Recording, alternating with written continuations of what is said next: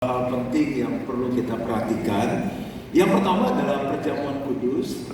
Karena situasi keadaan, kami masih melakukannya secara online.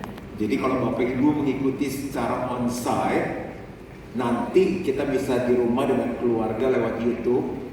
Tapi bagi yang mengikuti secara online, setelah doa berkat itu nanti dilanjutkan dengan perjamuan kudus, ya, bisa dilakukan secara online. Dan yang kedua adalah seminar parenting. Jadi penting sekali bagaimana kita membesarkan anak-anak kita dengan cara Tuhan. Karena Alkitab bilang, didiklah anak-anakmu pada masa mudanya supaya masa tuanya tidak menyimpang. Kenapa banyak orang yang sudah tua menyimpang? Karena mudanya nggak dididik. Zaman dulu mana ada Growing Kids God's Way. Bersyukur kita ada di GBI Gilgal. Ada respon kayak gimana? Aku tuh udah semangat dan bersyukur kita ada di GBI Gilgal, ya kan? Itu udah batuk tuh tandanya minta respon. Jadi akan diadakan secara online. Bagus banget. Saya dan istri menghadapi fase anak saya dari kecil sampai sekarang udah remaja 13 tahun, ada tantangan. Tapi kami bersyukurnya karena kami dulu ikut Growing Kids God's Way bahkan sebelum Carisa ada. Kalau sekarang peraturannya harus ikut suami istri dan sudah punya anak. Rabu 13 April 2022 jam 7 via Zoom meeting. Dan ada narasumbernya Dr. Esther Idayanti, praktisi pendidikan. Dan bisa daftar lewat link yang ada. Informasi lebih lanjut bisa email ke parenting@gbigilgal.org. Dan yang ketiga, yang terakhir, kami menyambut Bapak Ibu Saudara yang baru pertama kali hadir di kebaktian onsite GBI Gilgal. Kita tepuk tangan dulu untuk yang baru pertama kali hadir. Welcome home. Karena GBI Gilgal adalah rumah. Firman Tuhan ngajarin gereja adalah keluarga. Dan bahkan yang mengikuti secara online juga, Bapak Ibu Saudara tetap keluarga. Dan jika kita sudah datang beberapa kali, Bapak Ibu Saudara tidak mungkin digembalakan maksimal di tempat yang besar seperti ini. Nah, kami punya keluarga yang lebih kecil namanya family cell. Ada seorang family cell leader yang akan menolong kita bertumbuh. Kita digembalakan, dimuridkan, disatukan, dan ditolong untuk melakukan firman. Bagus banget. Orang-orang yang masuk dalam family cell, mereka bertumbuh dengan baik. Nah, untuk itu Bapak Ibu Saudara bisa menghubungi link atau nomor yang tertera di layar. Saya kira itu aja hal-hal penting yang perlu kita ketahui. Berapa banyak yang siap untuk belajar firman Tuhan? Bolehkah kita sambut firman Tuhan dengan tepuk tangan yang banyak? Dua kali ini selamat pagi. Haleluya. Tahun ini tahun apa? Tahun iman. Year of Faith. Faith adalah iman. Iman adalah percaya. Kita percaya kepada Tuhan. Nah, mengapa sepanjang tahun kita bahas ini? Karena melewati pandemi yang cukup panjang, ada banyak orang yang kehilangan iman, imannya turun, imannya lemah. Dan bukan hanya itu, Tuhan taruhkan di hati saya supaya jemaat Gilgal yang Tuhan kasih visi menjadi jemaat yang kuat, imannya itu bukan iman hanya untuk mendapatkan sesuatu. Saya beriman supaya dapat jodoh, supaya nanti kaya, masuk surga, doa saya dijawab. Tapi iman yang tingkatannya lebih tinggi, yaitu bagaimana iman itu bisa menyenangkan Tuhan. Bagaimana iman itu bisa percaya kepada setiap firman yang Tuhan berikan dan melakukannya. Dan saya beri judul hari ini adalah Next Level Faith, atau iman kepada tingkat yang lebih lagi. Nah, setiap kita senang yang namanya next level, naik level berikutnya. Kalau orang mau jadi profesional, dia ada di kantor, dia harus tahu jenjang karirnya. Next levelnya apa ya? Kalau di bank, apakah kita jadi teller seumur hidup kita, atau kita bisa naik nanti jadi direksi, jadi komisaris, minimal kalau nggak direksi jadi mantunya direksi. Jadi jelas sekali.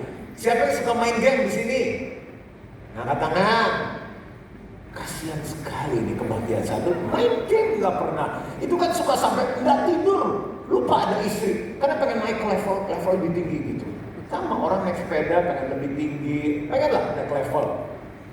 Tapi pernah nggak kita mikir bahwa iman itu bisa naik ke tingkat yang lebih tinggi? Siapa yang pengen imannya naik ke level yang lebih tinggi? Wow!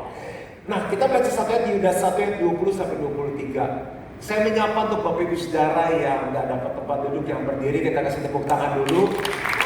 Kasar kembang nggak lama, 30 menit aja. Tapi kalau kita berdiri luar biasa, kita akan alami Tuhan. Sakeus aja lari naik pohon ya. Kita berdiri, Tuhan kasih kekuatan. Akan tetapi kamu, saudara-saudaraku yang kekasih, bangunlah dirimu sendiri. Coba bilang sama-sama, bangun. Bangunlah dirimu sendiri di atas apa?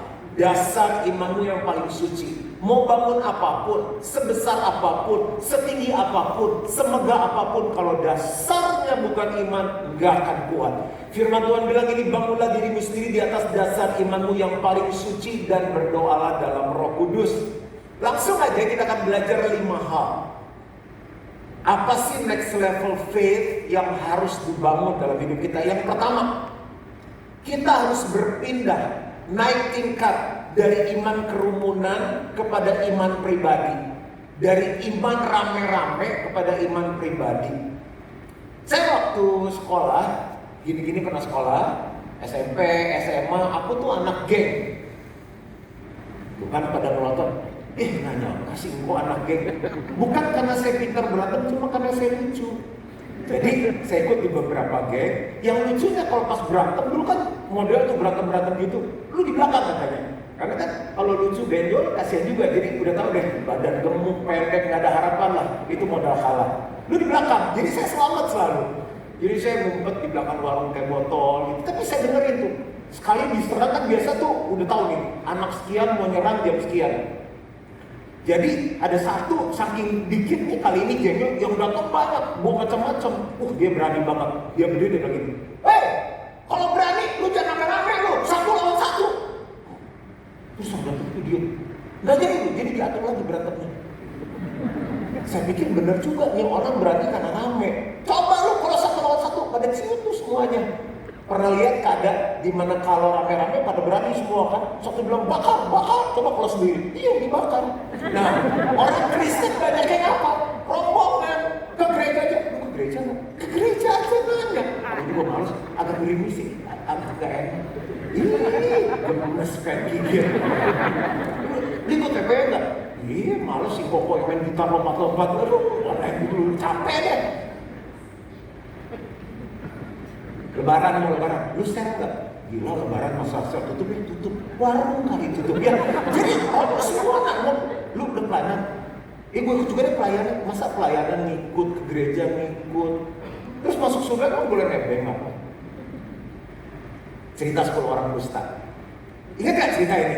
Orang kusta kan nggak boleh deket-deket kan peraturannya. Jadi dari jauh mereka bilang ini, Yesus, Guru, kasihanlah kami. Berapa orang yang kusta? 10. Yesus dari jauh ngomong gini, udah, pergi kasih lihat sama imam, sembuh udah. Nggak ditumpang tangan, nggak tumpang kaki loh. Jadi dari jauh mereka pergi. Di tengah jalan sembuh. Yesus luar biasa. Di tengah jalan sembuh. 10 ya. Yang balik ke Yesus berapa? 1. Yang nggak balik berapa? 9. Tanya sebelah kita yang 9 atau 1 ya? 1 lah orang balik kok ke gereja hari ini kan 1 kita. Oh mesti dipikir kita 1 atau 9, 1 udah 1. Nah, sampai mana tadi? Saya sampai kaget soalnya ini 1 semua kan. Nah yang 1 dia kembali sama Yesus. Lalu dia tersungkur, dia memuliakan Allah dengan suara yang nyaring. Lalu dia bersyukur. Nah, saya catat dulu ya, ada 4 langkah. Ini ada actionnya nih. Kalau kita mau pindah dari iman kerumunan ke iman pribadi. Jadi yang pertama, dia memuliakan Allah. Itu memuji Tuhan. Lalu dia tersungkur, berarti dia menyembah Tuhan. Menyembah. Lalu yang ketiga dia bersyukur. Dia tuh nggak ngarang, ntar ada baca ayatnya deh. Bersyukur kepada Tuhan. Dengan kata lain dia bilang gini, dia kembali kepada Tuhan. Kemarin pas pandemi kan banyak yang gugur imannya. Ada kebaktian nih, karena dia lupa. Iya, setahun udah masih persembahan online sih. Jadi itu kerumunan. Nah, coba ya, nggak ada kebaktian, nggak ada sel, sendirian bisa puji Tuhan, nyembah Tuhan, bersyukur, kembali ke mesbahnya Tuhan. Yang udah lama nggak sendirian dengan Tuhan, mau next level, lakukan ini. Baca ayatnya. Lukas 17 ayat 17-19. Lalu Yesus berkata, bukankah ke-10 orang tadi semuanya telah menjadi tahir? Kan udah ditolong semuanya. Dimanakah yang 9 orang itu? Bapak Ibu Saudara ke gereja, kasih jangan karena takut diabsen ketua secara sama gembala. Yesus aja lihat kok 10 yang balik cuma aku. Tidak adakah di antara mereka yang kembali untuk memuliakan Allah selain daripada orang asing ini? Ayat 19 baca sama-sama, 2, 3. Ini ngeri banget. 2, 3. Lalu ia berkata kepada orang itu, berdirilah dan pergilah. Imanmu telah menyelamatkan engkau. Next level faith bukan iman dapat jodoh, iman sembuh, iman jadi kaya. Next level faith adalah keselamatan, di mana benar hidup kita itu menyenangkan Tuhan. Coba renungkan, kita iman kerumunan atau iman pribadi? Di saat nggak ada kebaktian, di saat nggak ada yang datang kebaktian doa, ini aku dengan Tuhan.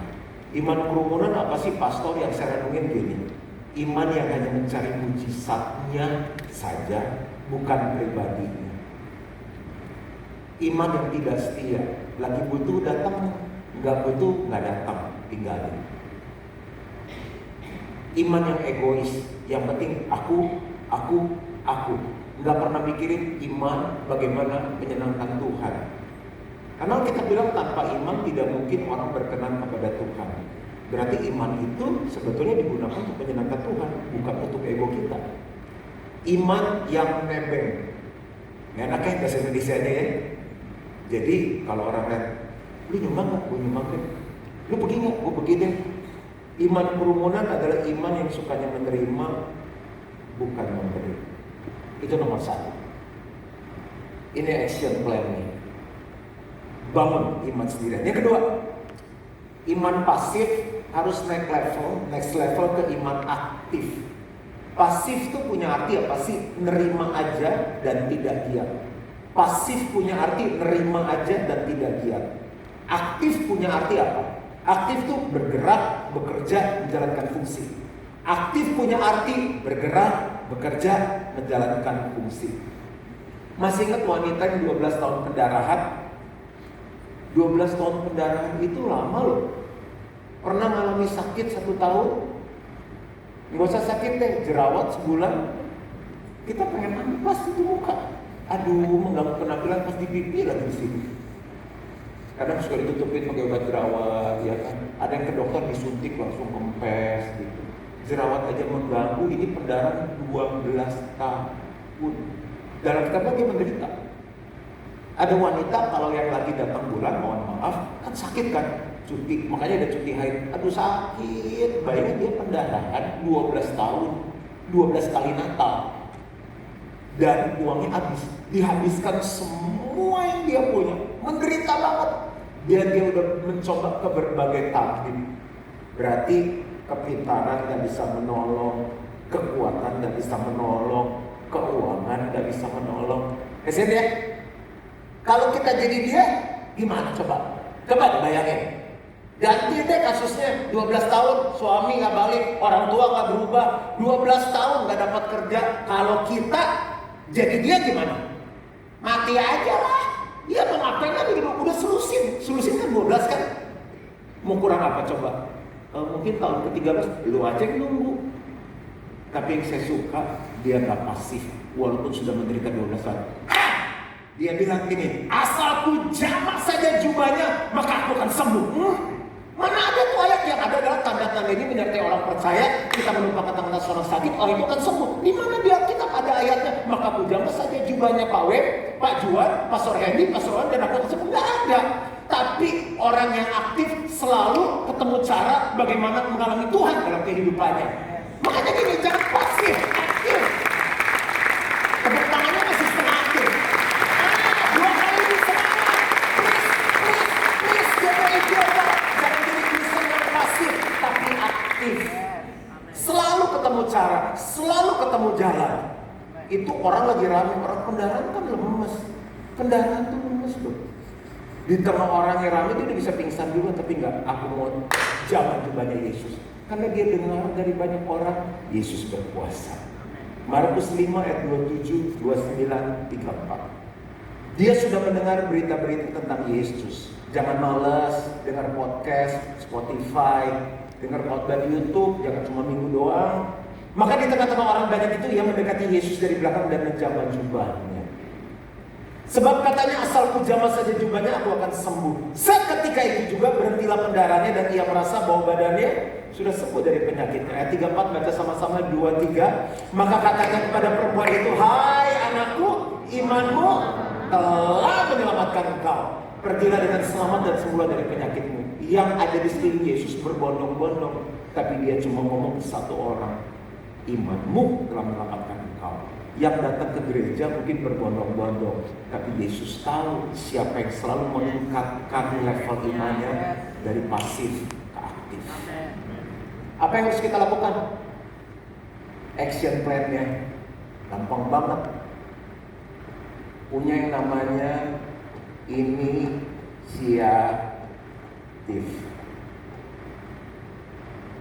Jangan disuruh-suruh, diajak-ajak.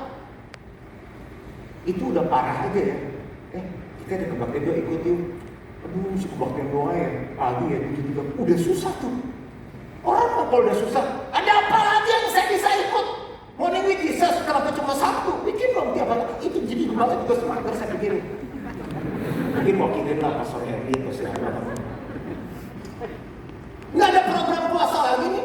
Ini disuruh puasa. Benar bilang udah kan lagi susah, coba ambil puasa. Doa puasa. Bisa bagi dua, pastor gimana? Pastor puasa saya doa. Kurang ajar masih sama kemarin. Masih kurang ajar. Coba ya, kalau saya disuruh-suruh, nggak ada program, puasalah sendiri, baca firmanlah sendiri, ikut salah sendiri. Salah sampai gini, aku jemput ya, aku jemput. Oh, aku gendong. Sampai ketua saya lagi gendong ya.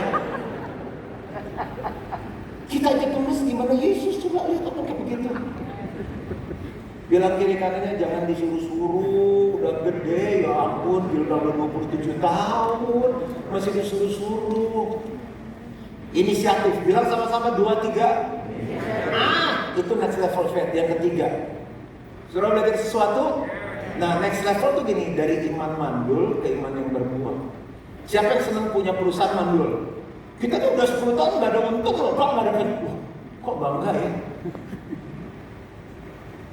Kemarin di PPW ada seorang leader kita bersaksi, kalau salah 12 tahun akhirnya mengandung.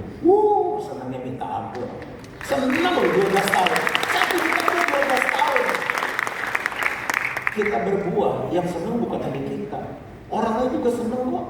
Coba kita kalau nengokin anak orang, lucu. Ayo mah, dia bisa sampai begitu. Kalau udah bilang ke dokter, ini anak terakhir. Begitu lihat anak orang, ini mas satu lagi kembali 3 jam. Opanya aja lihat cucu senang gak? Senang. Kira-kira kalau kita berbuah, Yesus senang gak sih? Masa 5 tahun di Gilgal, 27 tahun di Gilgal gak pernah berbuah-buah, ya ampun. Coba next level. Terus bangga lagi. Aku begini orang bukan masalah low profile, berbuah enggak. Nah ini dia ada cerita nih. Ini dari semua kesaksian cerita Alkitab jangan ada yang tersinggung loh. Aku cuma ngutip doang. Kan Yesus diundang makan orang Farisi. Tahu nggak orang Farisi apa? Orang yang tahu doang, nggak pernah melakukan. Itu orang Farisi. Sini ada nggak? Nggak ada. Tapi di kebaktian berapa ada gitu. Udah gitu, ada orang perempuan berdosa datang. Dia bawa ini nih, minyak wangi. Ini lambang 1 tahun gaji loh. tabungan sekarang dulu nggak bisa di mana tuh di deposito nggak bisa, dipecahkan. Diurapi kaki Yesus, dia nangis, kaki Yesus dicuci. Kan ada tradisi kalau orang jalan kaki itu kan kakinya kan mesti dibersihin kan. Makanya yang mujizat air jadi anggur, yang datang kawin itu minum air cuci kaki. Jadi mendingan kalau lagi kekawinan ada wae tanya dulu nih, Mas dari air cuci kaki itu mujizat. Terus udah gitu dia pecahin, dia urapi, diciumin kaki Yesus. Nah orang-orang yang lihat tuh Farisi ngomongin Yesus di hati, baru hati belum ngomong. Yesus nggak salah tuh, orang berdosa diizinin nyiumin kakinya segala. Belum ngomong Yesus tahu hati. Ini kan saya khotbah balik ini kan pendeta ngomong, saya nggak bisa tahu, tapi Yesus tahu di hati belum keluar. Nah coba baca ayatnya deh. Kalau ini iman apa tadi? Iman mandul jadi berbuah. Lukas 7 ayat 44, 46, 50. Dan sambil berpaling kepada perempuan itu, ia berkata kepada Simon, ini bukan Simon murid Yesus, ini Simon orang Farisi. Engkau lihat perempuan ini, aku masuk ke rumahmu, namun engkau tidak memberikan aku air untuk membasuh kakiku. Ini udah ketiga ya.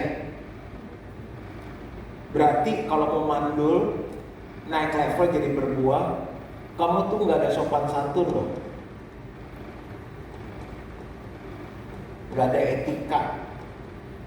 Itu tradisi yang normal. Orang datang harus cuciin kaki, dia nggak melakukannya. Mohon maaf ya. Orang Kristen tuh banyak ya, nggak bisa berdoa karena nggak ada etikanya. Datang gereja itu kalau nggak ada sikap hormat sama Tuhan dalam banyak hal. Terus sampai berapa tadi? Engkau lihat perempuan ini, aku masuk ke rumahmu, namun engkau tidak memberikan aku air untuk membasuh kakiku, tetapi dia membasahi kakiku dengan air mata dan menyekanya dengan rambutnya. Dia ngerti banget hormat itu seperti apa. Itu satu.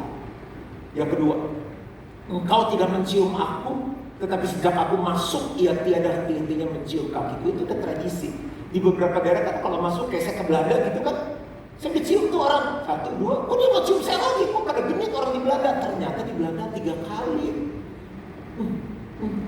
Itu mau tua, mau muda, semua harus dicium. Jadi make sure you ke Belanda, sekali gigi dulu lah, cuci muka, kan kita dicium 3 kali pasti. Nah, ini bicara mengenai apa? Kamu mau pindah dari mandul dan berbuah ke intiman. Gak ada keintiman. Orang itu bisa berbuah karena intim kan.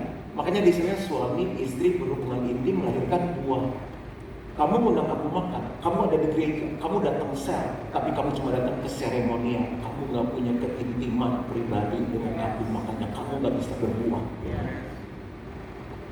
Keintiman. Ada satu lagi nih. Engkau tidak meminyaki kepalaku dengan minyak, tapi dia meminyaki kakiku dengan minyak wangi. Yesus ngajarin kalau kita datanglah dengan pemberian. Dia bukan lagi memberi, dia berkorban. Karena dia bisa berdosa, karena dia perlu hidup. Dan dari hasil dia berdosa, dia hidup, si wanita itu dia tabung. Tapi tabungannya diberikan untuk Yesus. Itu namanya sacrifice. Memberi bagus, sacrifice itu tingkat yang lebih tinggi dari memberi. Biasanya sacrifice korban itu sakit. Kalau nggak percaya tanya kambing yang disembelih di hari raya korban, sakit nggak coba itu sakit nggak? Kambing kan bilang gini, lu coba aja gue sembelih lu, kan saja lu makan sate kambing, kan lu makan sate lu, sakit lah. Lu saya aja mewakili perasaan kambing, sakit. Kita pengen datang ke Tuhan, tapi Tuhan terus yang merasa sakit. Lu aja disalib, lu aja ditusuk. Datang dong dengan korban. Gereja pagi banget jam 9, bikin aja gereja sendiri. Datang aja jam 1, nggak mau ada rasa sakit. Gereja ngantri, ya sumbang dong lift dia ketika pasang di samping gedung. Jadi semuanya tuh nggak mau ada rasa sakitnya ke gereja. Nggak bisa. Ini namanya korban. Ujian, kelamaan sedikit, lama banget tuh lagu baru. Lagu lama ibu kagak apa lagu baru. Nggak ada mau rasa sakitnya. Mandul. Nih, kalau mau berbuah punya etika, datang sama Tuhan. Coba ke presiden, ada etika. orang tua kita, ada etika, apalagi ke Tuhan. Bangun keintiman. Yang berikut datang dengan korban. Tuhan, aku datang, aku mau kasih korban pujian. Lagu gak ngerti, gak apa-apa, yang penting gue nyanyi, Tuhan senang. Saya mau berikan hati yang taat melakukan firman. Saya datang membawa persembahan. Bukan karena ini keharusan, tapi ini tanda syukur, tanda cinta, tanda hormatku kepadamu. Persembahkan kalian. Itu berbeda. Action berikutnya, jangan suka jadi Kristen omong doang, lakukan. Ada banyak orang Kristen kalau sharing ayat, buahnya nggak ada dalam hidup. Masih aman nih? Oke semuanya, mau next level? Yang keempat, iman transaksi jadi iman relasi. Iman transaksi level dasar, iman relasi next level.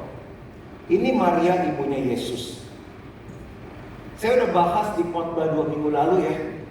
Malaikat datang ke Maria ya, kamu akan hamil? Iyalah, kan orang udah tunangan. Bukanlah Yusuf, mas siapa? Roh Kudus. Anak mana tuh? Anak bayi orang, anak BSD, anak mana? Bukan Roh Kudus, dia akan jadi juru selamat dunia. Bapak Ibu Saudara, kalau kita jadi Maria, seneng nggak? Di zaman itu kita takut.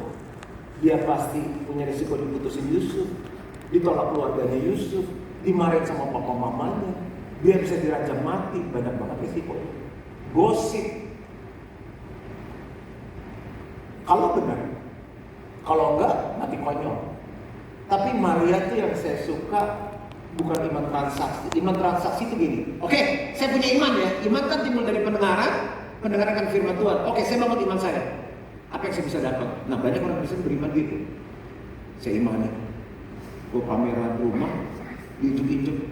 Dalam nama Yesus di rumah saya, mana ayatnya? Ke toko mobil, dipegang-pegang. Imanin gitu.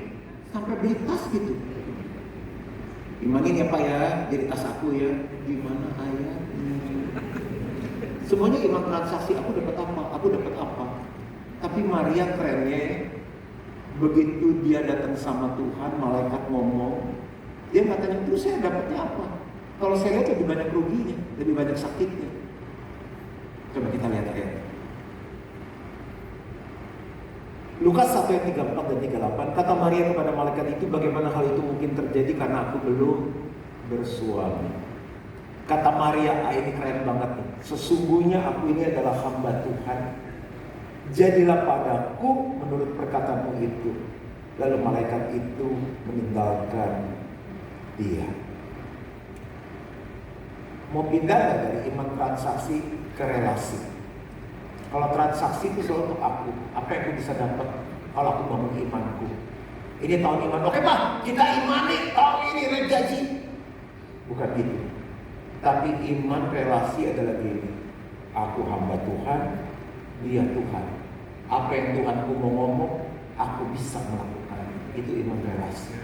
Bukan apa yang aku bisa dapat, tapi apa yang aku bisa beri untuk Tuhan. Itu next level. Actionnya apa?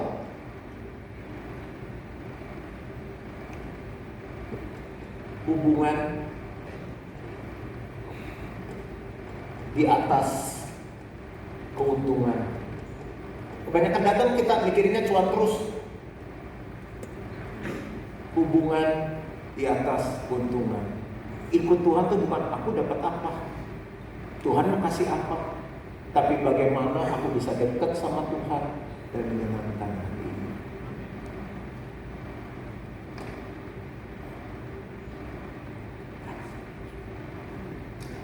Kenapa sepi begini?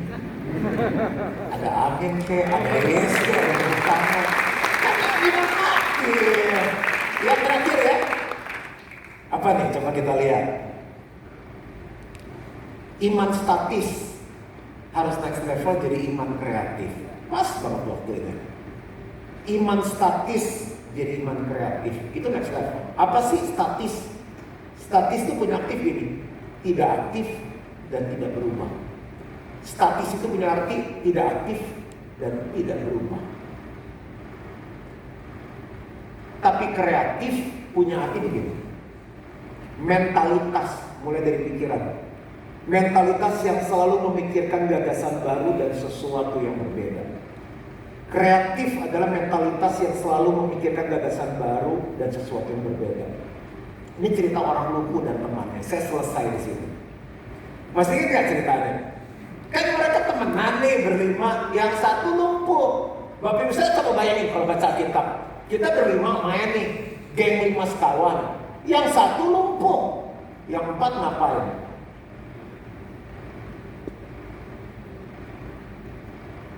Lu mau tusuk jarum nggak? Lu mau terapi nggak? Lu sih gue udah bilang, makanya goreng-goreng terus. Kan kolesterol kan, darah tinggi, asin-asin terus. Banyak lah kita pikirin. Tapi saya seneng sama 4 temennya ini. Mereka pikirannya gini, gimana kalau kita tolong dia ketemu Yesus? Kan Yesus bisa nyembuhin. Nah, bagus sampai situ. Dia datang ke Gilgal, penuh.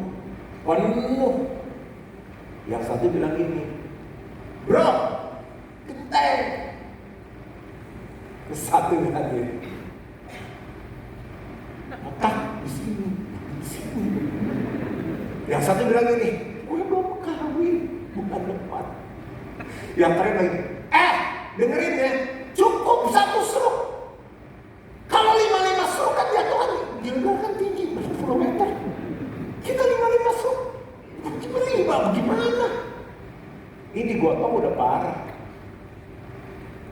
Tapi mereka ketemu cara kreatif.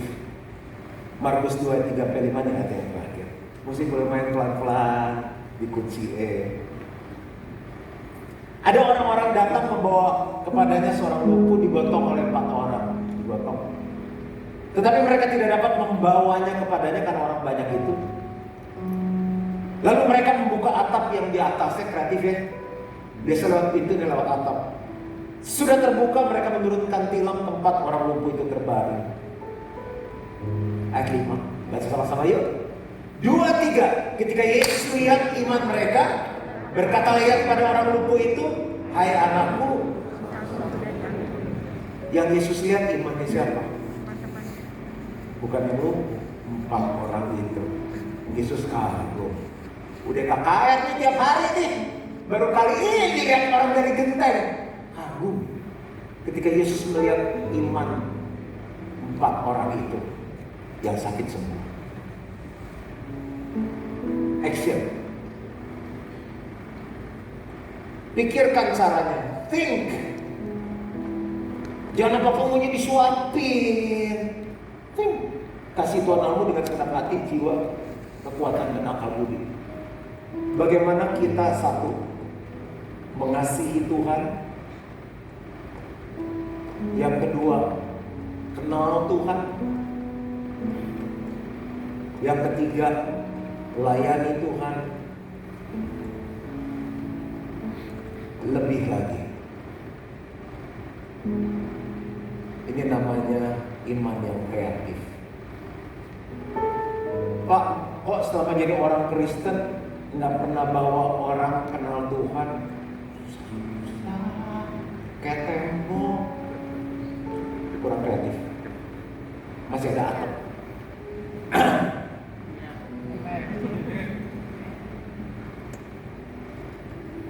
Temukan cara baru bagaimana cinta Tuhan lebih lagi. Temukan cara baru bagaimana kenal Tuhan lebih lagi. Temukan cara baru bagaimana melayani Tuhan lebih lagi. Di gereja nggak ada yang cocok pelayanannya. Anak-anak takut. Saya datang udah nangis, Pak. Saya baru datang loh, belum melamar diterima udah nangis anak-anaknya. Di youth Pak udah kayak kongkong ini nggak cocok. Di senior Pak, saya kesabar sama orang tua. Semua nggak cocok. Pasti ketemu satu cara. Karena Tuhan bilang kepada kita diberikan minimal 1 talenta untuk melayani Tuhan. Next level faith and God bless you. Yuk kita pilih sama-sama. Lebih dalam lagi.